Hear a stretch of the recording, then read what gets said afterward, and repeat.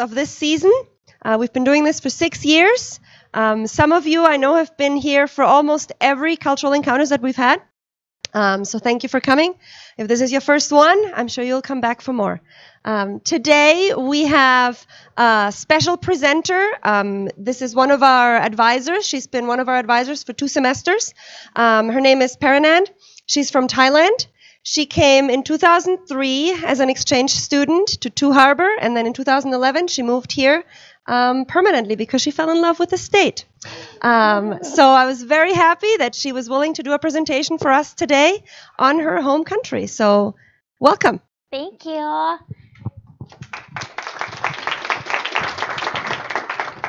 All right, let's get started. I'm very excited. I'm very prepared for this presentation. I'm looking forward to this presentation. Very excited that a lot of students and staff attended here too.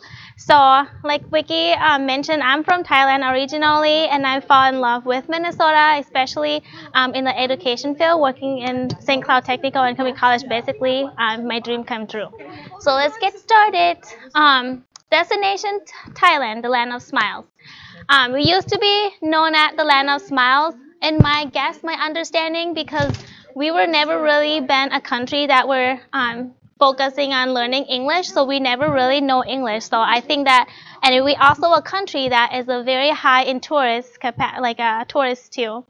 So when tourists ask us questions, we smile because we don't really know what they're talking about. So I think that's was the common answer. Usually they try to ask for the direction, like how to go here, like do you know how to get there, what bus? So we just smile. So that's how we are the land of smiles, because we are really nice, very friendly people. To the next one. Where is Thailand? So now let's get it straight. I got it all the time that oh, I know you. So you are Taiwan? And I just said, well, yeah, and then I go back again. Do you know our neighbor? Like, this is my neighbor. You know, Taiwan is actually a couple hours away on the flight. So is there anybody know where is Thailand on top of? Yeah. That's Taiwan. Yeah, very close though. We're very close. We're a good neighbor. Kind of like not connected. No, Thailand? Okay. Let's see. That's us. Is that correct? No. Yep, so that is Taiwan. So that is the island. It's part of the China. So that's Taiwan. This is Thailand. Let's see, we're still the same, very close, but we're not exactly connected. Our neighbor of Thailand consists of Malaysia in the south, and then Burma here, Vietnam on the yellow, and Cambodia on the little purple. So I actually Google Thailand and Taiwan, and then they give me this picture. Like, so I think it's pretty common for this question of like, you know, they even circle and do the little point for me, so I don't have to do all this work. Okay, I make a little short video, just kind of like overall of what I want to present today. So we're going to look at it in the beginning, and if you have questions at the end, feel free to ask me questions. And the music from this video is actually from my favorite soap opera, like Thai drama. Okay, it's not loud enough, I'm sorry. We'll go back. Can you hear me? Is it too loud?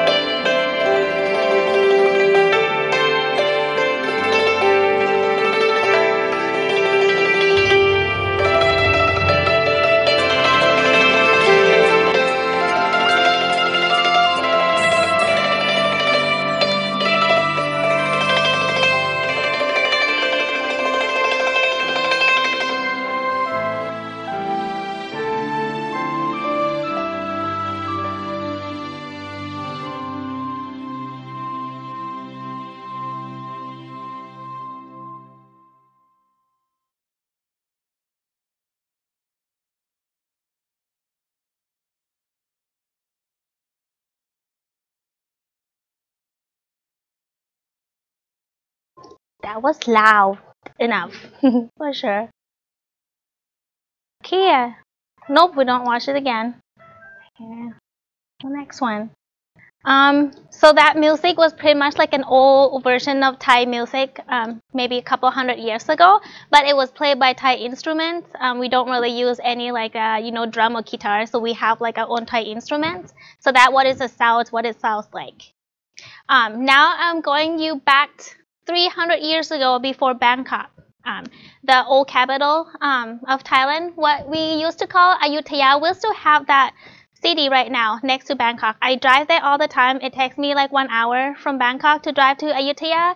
It's the old capital of Thailand, and that has a lot of histories, has a lot of like the buildings, and that has been just basically we try to maintain the way it is.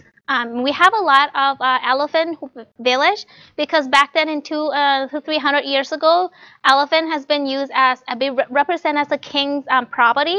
So elephant signify that is a king's animals. Basically, it's a very high.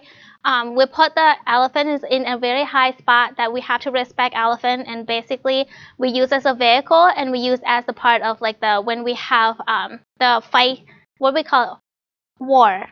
We do have war with the neighbors sometimes back then, history said, with Burma, basically, and that's how we have this city left. But it's really pretty. If you ever go to Thailand, make sure you visit Ayutthaya as well. So what I mentioned, that elephant represents king property, because back then you can see that it's been used in a lot of royalty related purposes. We use it in the war when we, as a vehicle for the king and all those army. And right now our elephant is really chill. There's just nothing but doing some like animal. For elephant is a very talented animal, and a lot of times they are also known as the animal that tend to forget things so quickly. So my mom always called me that when I forget things so quickly, she always tell me that why you such like an elephant? You have a brain of an elephant. You forget things so easy. It's a very common term. Yeah. And if you go to Thailand right now, you will notice that elephant has been used as a kind of center of the tourists in many areas.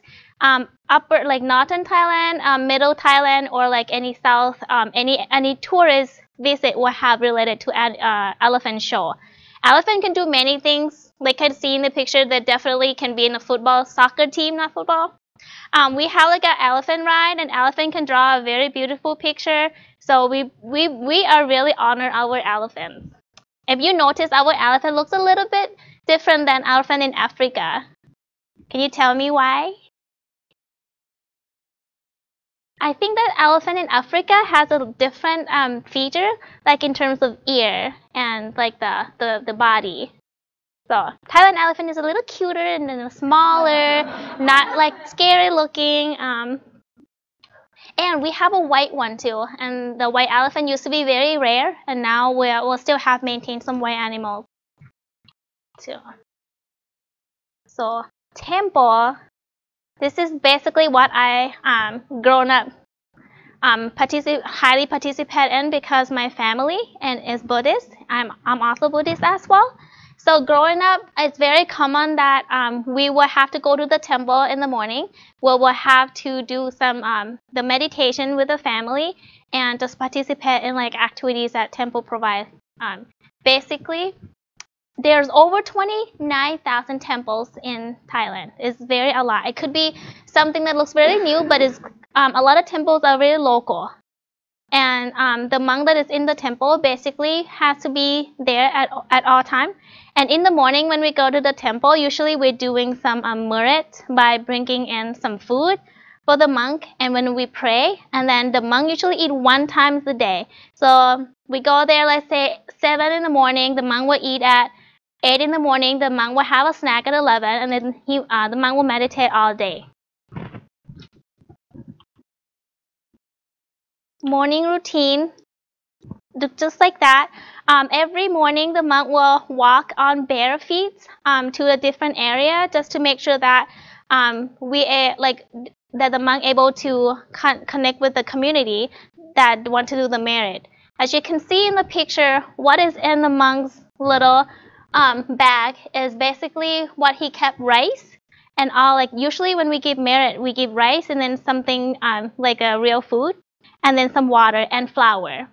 And what you didn't see behind every monk is monk always have an assistant too that come with that walk with the monk, because every day all the way that road that the monk take all the way back to the temple, it will be a handful that you can't even walk. It usually will be on the bicycle that they have to carry. And then what they do is that when we go back to the temple, they have a lot of food, and then that's how we provide to a lot of homeless people and those families who in need in food, because monk obviously cannot go through it all, and then we usually give it away to the community people. As you can see on the video that I presented earlier, you will see that we have this grand palace in the video a lot. This is basically what represents Bangkok. Basically, it used to be the home of the Thai king for many years, for 100 years. But now kings not really live there anymore.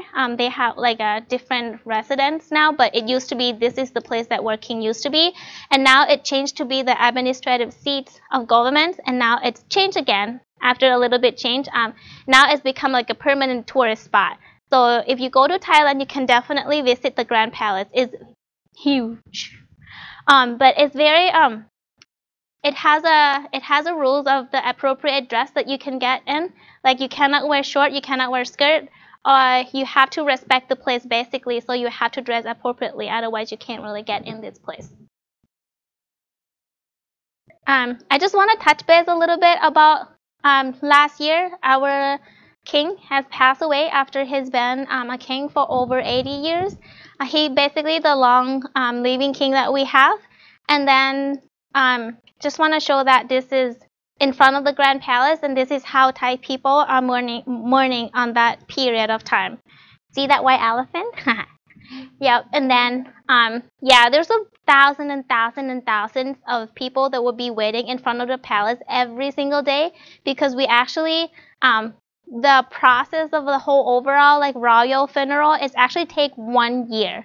So like every single day for that 1 year, you can go respect the body of a past king.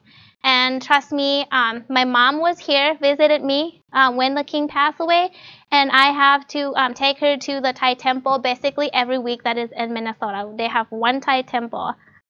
So we'll try to do our best to connect with the community. So street food, Chinatown. Have you guys ever heard or like seen street food, like the very crazy, never sleep 24-hour street food? Yeah? Would you ever try it? No? Okay. I have a really strong immunity. Like I can eat street food and not get sick. I have a friend visited me, maybe three friends. Two of them never get sick, and one gets sick all the time. Because you know, like our like body is probably differently how we exposed to, you know, clean food all the time, and then suddenly you have a little bit contaminated and you can't handle it.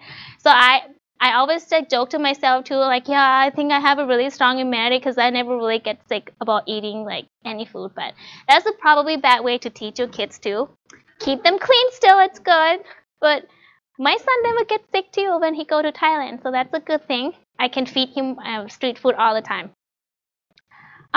This is a person that actually was nominated and received a Michelin star for street food, because we call her Mrs. Mole. She have a big mole in her mouth, and then she wear goggle, and then we call her Mrs. Mole. And she's old, but then she make food fresh from like if you order one stir fry, it will be made fresh in front of you, and that's how it is usually for the street food. You get to see them cook for you right in front of you every time. So that Mrs. Mole. And I have actually a little bit of maybe I don't show the whole thing, but a little bit to show that what it looks like with the local street food. I choose the one next to my house because I go there all the time.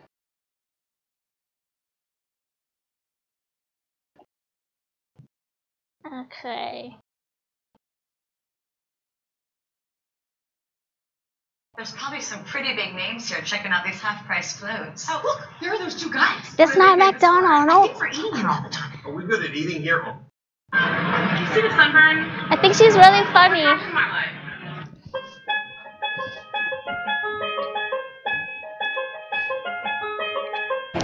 What happened to my life?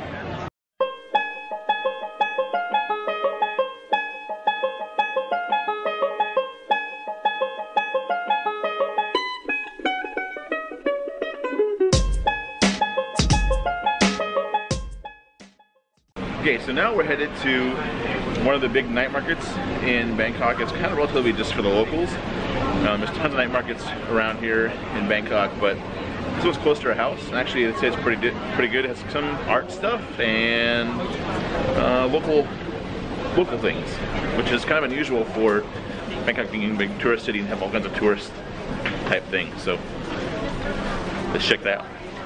I'm beginning to think that every single subway stop in Bangkok has like an 8-story mall. This is one right behind us. Has a supermarket, at least 6 or 7 stories it looks like. Probably an IMAX theater. They have all the stuff, all the time, everywhere. If you want to shop, man, if you can't find it in Bangkok, you can't find it. Just got socks, 4 pairs, 50 baht. Yeah, I needed socks.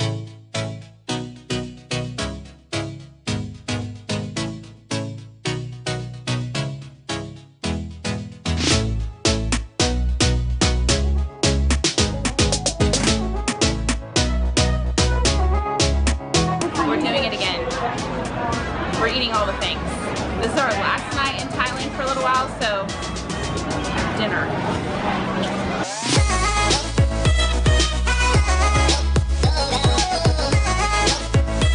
One thing we have come to love are watermelon smoothies. They're so hydrating and delicious.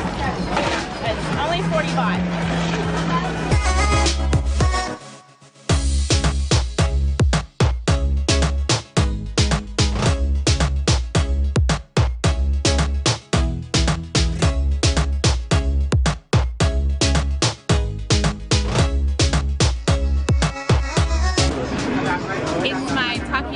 Remember, with the octopus on top.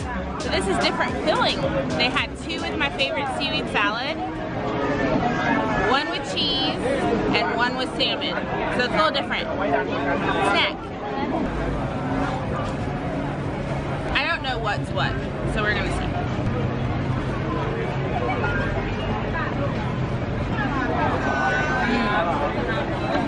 Salmon.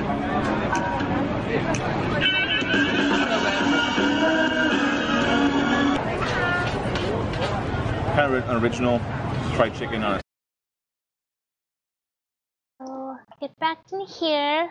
Just want to show you that that was at the night market. When you go there for the street food, it's not only have the food. Like you can basically shopping there. It has everything: shoes, socks, clothes, hats, like all those IT electronic things. Like what he really mentioned. If you can't find it in Bangkok, you probably can't find it anywhere else. Yeah, a lot of stuff are made in Thailand too. Like I actually mail my niece that were just born a whole bunch of Carter stuff because like this is so cute. And then when I sent it, and then she said, "Sen, this is made in Thailand." So I just like, yeah, okay. Michelin star, but yeah, she's really popular. Okay. Since we talk a lot about like, you know, shopping and our food and everything like that, I want to talk a little bit about like our currency, like Thai baht. It's what we use as a currency in Thailand. And I want to explain a little bit what is the equivalency to that with a US dollar. So just in case you want to like want to travel, you can kind of have an idea what budget you want to make for your next trip. So 1 US dollar equals 32 baht. What you can do with 32 baht or $1 there is you can basically get a meal with it, or get a lot of, well, like the real whole meal. Like, you know, like if you want pad thai or like a fried rice or anything that come from like the street food, that's basically it. But if you go to the mall a little bit, maybe it's 150, like 180, not a whole bunch different, because otherwise it can't sell. Okay. just a little bit, since we kind of talk about like showing like those street food and the price is so cheap, I just want a little show you and have you guess about what do you think how much like these food cost. This one is pad thai. It's so popular. Like I'm impressed that you guys found pad thai, because like in Thailand we love pad thai, but it's not like, oh, pad thai, you know, like we love pad thai, but we have so many more things that we love. Like we love spicy food. I will show you what is the all-time favorite. Like if we eat pad thai, we probably put a bunch of peppers in there.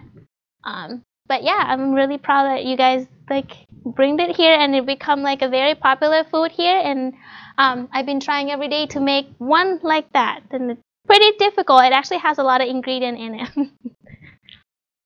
So, how much do you think this pad thai costs in Thailand?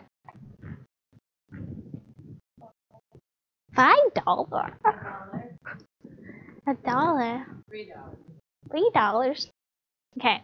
Well, that is actually like more like a, yeah, it could be like a fast food. Let's call it like a food court in like the mall. Yeah, I do a calculation based on $32 currency. Yeah, so as you can see, this one is a real street food. You can see that they fried it off like the big pan, and then whenever that you are buying it, they just put in like the little container for you, and that is going to be extremely cheap. This one may be in like the food court, and that rice in the food court as well, or like any in the restaurant, that still be in this range. So pretty affordable. And same as this thing too. So these are the as popular as pad thai over there in Thailand. We eat a lot of noodles and rice, and every meal we always have rice together with other things, like with other meats and everything. So we always eat rice. I don't remember last time I actually have a bread or anything like that. I mean, if we have a bread, we probably refer it as like, oh, this is American breakfast. That's what my mom said when I woke up in the morning and she made me like egg and toast. She's like, Sam, we have American breakfast. Yeah, and then she made a fried rice with ketchup in it, and that's how we call American breakfast with butter. Yeah. So, like I said, because everything is so pretty affordable and the portion is probably not like a whole lot. A lot of time it's just like very affordable and very cheap, so it's just very small. So this is what happened. Like we end up like when we go out and eat, we not normally just eat one and done. We usually just keep ordering a different thing because we want to try. Like we don't really just eat one and focusing on our one food. I struggle here because when I order my own food, I only have to like focusing on my own one plate, and I just like what I want to try too. You know, that's not my culture. I have focusing on one food. So if you go to Thailand, like I mentioned, when people order food, they usually share because we order a bunch of meats and soup and everything like that, and everybody going to have their own plates of white rice or fried rice, and then every other food we all share. So I think my husband actually struggled with that because whatever he ordered, I eat with, because like I thought we share. Yeah, but so that's how it is because we never really actually order one food and just like, okay, this is but we order a bunch. And it could be probably for even for 5 or 6 people, we'll still order a bunch and share. Okay, if you go to Thailand, every corner you will see 7-Eleven. There will be a 7-Eleven everywhere, literally like everywhere. Like even kitty corner and on the left and on the right across the street, 7-Eleven again, bigger one. Like a 7-Eleven with pharmacy, like 7-Eleven everywhere. And in 7-Eleven, it just basically, I don't know, I believe that we are such a very hot, like humid country too. Going to 7-Eleven is like a little break that I get. When you waiting for like to get taxi, get on the bus, then you know, you're waiting for the time, you're like, let's go wait in a 7-Eleven, that you end up buying snacks and drinks. Thailand people don't really drink much pop. We don't really have grown up with the culture of drinking pop, but we are the culture of drinking tea. And with that, like if you go to 7-Eleven, basically like 80% you will see like a different types of tea. 5 brands with 10 flavors of tea. So that's really good. We drink a lot of yogurt drink too. I would think that the only pop that we know of, we probably drink. I know we have Coke and Pepsi and Fanta, but yeah, but very generic. We don't have Dr. Pepper, we don't have Mountain Dew, and we don't have like root beer that you guys have. We have those in a fancy grocery store, and it costs really like crazy expensive for that one can of Dr. Pepper. After I went home after the exchange students, I craved Dr. Pepper and we can't find it, or Sherry Coke. And I was like, oh, yes, I found it. And how much it costs? Like, oh, okay, I'll do it. All right, all-time favorite drink. Again, when we talk about like tea is a big cultural thing in Thailand. Usually when we buy drinks in Thailand, it's not besides 7-Eleven. We always have a vendor for like drinks everywhere we go.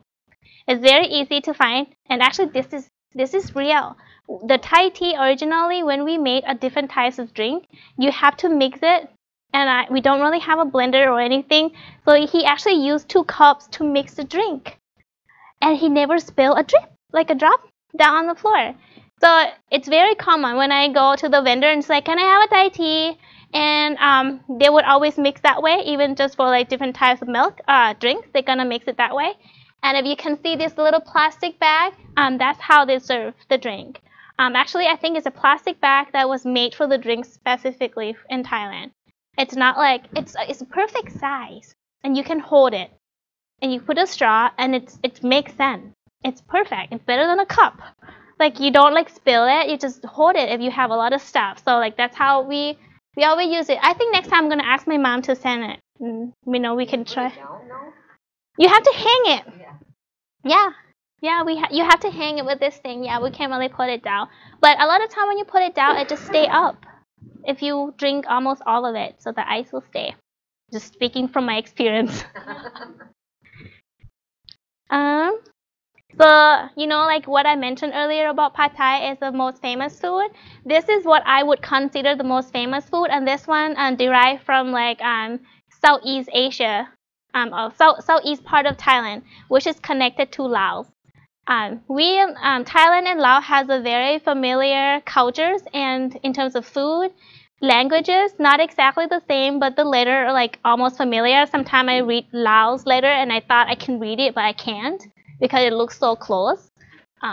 But this is basically, we love spicy food, and sticky rice is a big part of us, any type of rice. Okay, whoops. Chao Phraya River. I don't know if you've seen it in the presentation. This is basically, I always think of Chao Phraya River when I see Mississippi River, except it's not hard to spell like Mississippi. I'm just kidding. Okay, so this Chao Phraya River reminds me of Mississippi because it's actually like the main bloodstream of Thailand. So if you can see the little map right here, it actually go up all the way from the top of Thailand, the northern part of Thailand. There's the 3 main river that connected right here, and it become a Chao Phraya River. So it's very big, and it go all the way down to the Gulf of Thailand. And yes, Mike, we flood really easy. Mike asked me earlier, like, do you guys flood easy? We do. We flood really easy. So I think that that's just something because we have such a mainstream big river. But easy, but they're absorbing it, and because Bangkok actually the lowest part in terms of the geographic, the northern part of Thailand is all mountain. So when like the water drain down, that's why we flooded in Bangkok. But probably you never heard that it will flood in the northern part of Thailand, like Chiang Mai. It will not flood, but Bangkok will flood a lot. Shopping paradise of choppers. Yeah, that's me. And then behind that actually was the night market that I was there. I go there all the time with my friend. It's kind of very common things that we all go out and hang out in like the night market rather than the mall, because we can walk and talk and eat a little bit of this and that and just shopping all the time. I buy everything. If I ever come back from Thailand and you guys get a gift of like a socks, earring, or any little cute bag, clothes, any t-shirts, anything, it will be not from the mall. never from mom. And normal price for the shopping, like the budget that I spend for just shopping, I would just always say that everything it will be 199 baht. So basically $6, basically. That's a very common price. So I think that when they don't know how much they would put for this skirt, they always put 199. So when you go there, you'll be like, is this 199? So this is my high school. Okay, I was attended this high school up until 5th grade. No, not 5th grade. 5, 6, 7, 8, 9, 10. 11th grade. I'm sorry, I have to do the math. Until I was 11th grade, I was here from 7 to 11th grade to 12th grade. But from 11, I go to Harbor High School for an exchange student. But basically, this is where this is where my high school is, and you can see on the back is a Thai flag that we have our tradition that every school will get together at 8 let's say like they line up at 7:30 in the morning. At 8 in the morning sharp, they will sing the Thai national anthem, and then we raise the flag up to the top. And then at 6 p.m., that's when we don't sing the national anthem, but we raise the flag down. But we do this every day. So every morning we line up, and then we listen to like what's going on, the events, kind of updates on the school, and then we kind of separate into the classroom every day. This green shirt, this means that day we have a sport. That's basically our sport, and then we're gonna have like a little pants with it. School uniform. Growing up from, let's see, 7th grade until 9th grade is a rule, is a law, is a thing that people have to follow, that your hair has to be 1 inch down from your ear, and then you cannot do any highlight color, any stylish little slide in the hair, one unequal. You can't do that. Everything has to be so equal. There's no colorful hair like accessories, nothing besides like maybe bobby pin. And then you wear a skirt, and then the top outfit, it has to be covered the knee by at least one full hand down. And if you walk around and then they can see that your hair is actually too long, actually there was a teacher will just like, oh, I think your hair is too long, come here, follow me. And then they will cut your hair right away. You don't want to have that happen, so you better follow the rule. I get it cut like maybe 3 times until they remember me, and then I just like, when the teachers walk past me, I always hide. So, but like, lesson learned later that I should probably follow the rules because I want it to be cut at the place rather than like the teacher in her like a homeroom, right? But this is what normal with everyone. And then when you go up until 10th grade, that's when you can have a long hair. Oh, never mind. That's long hair, this one. So you can have a long hair, but you can still can't do any color or anything, but you have to tie it back. Why do you have to have short hair? Good question. Okay, so they believe that the student need to focusing only school. So like that's what our like values and beliefs, that we think that these are kids and then they should focusing on school so they don't get distracted from anything else besides study.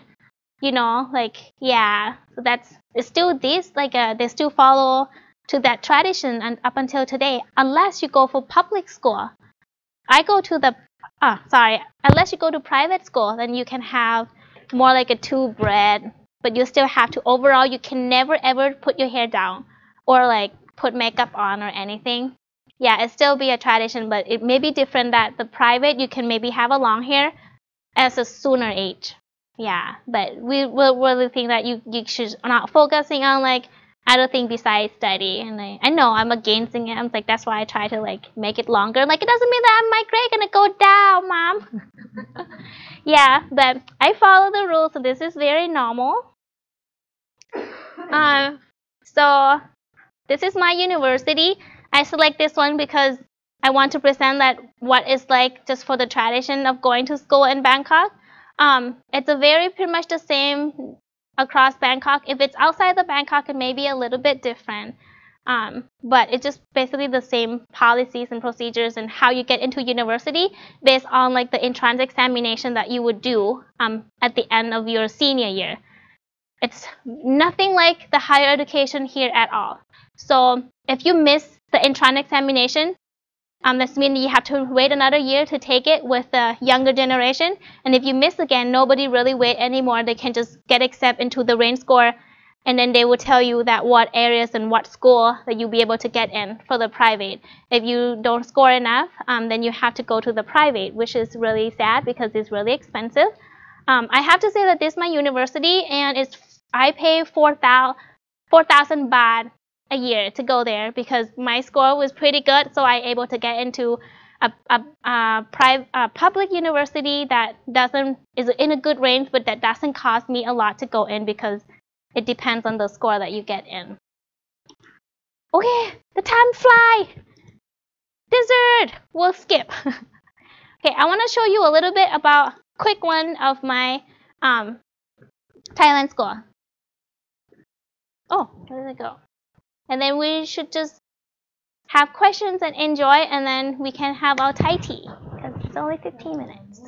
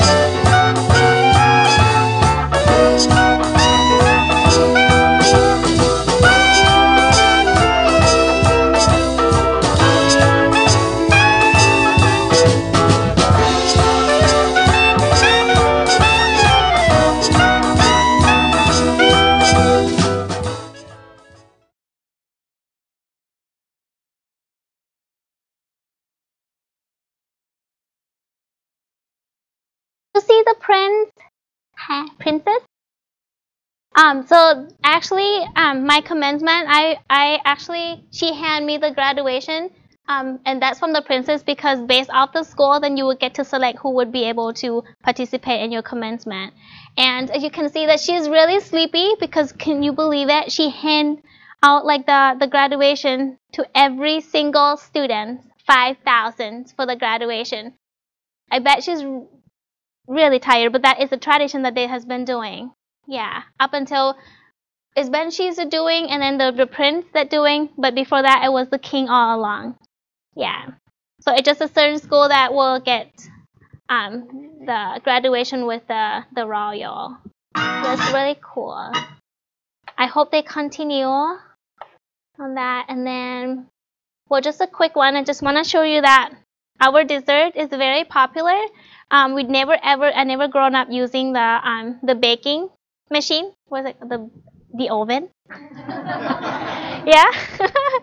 Never ever until here. I still not really utilize it to its capacity. I could have done it more with baking. I just don't know what to do with this thing, but because we always steam. We steam every dessert. Even make cupcake will steam, and it tastes really good. Just want to show you the must-try dessert. If you ever go to Thailand, this is probably more like a new generation dessert now, but it's amazing. And it's basically the ice shave with a different flavor, and the ice shave, it tastes really good. I tried it to do it with snow this winter. I mean, it's very familiar. It just gives me the feeling of it, but it's just very good. This is like basically the equipment that we use. We steam all the dessert that we have.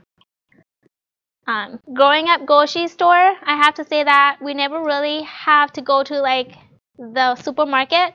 We recently have supermarket But usually every morning, let's say 7 or 8 in the morning, we always wake up, and besides that, doing the merit with the monk that walk past by, we always go grocery shopping for whatever we're going to cook that day too, basically. And it's basically outside. Looks like we're going to have like a farmer market all the time. Every morning is very common. And this is the southern part of Thailand, which I can show you. This is the map. This is Bangkok, right? If you go to this down south here, it's basically all connected to like the ocean right here.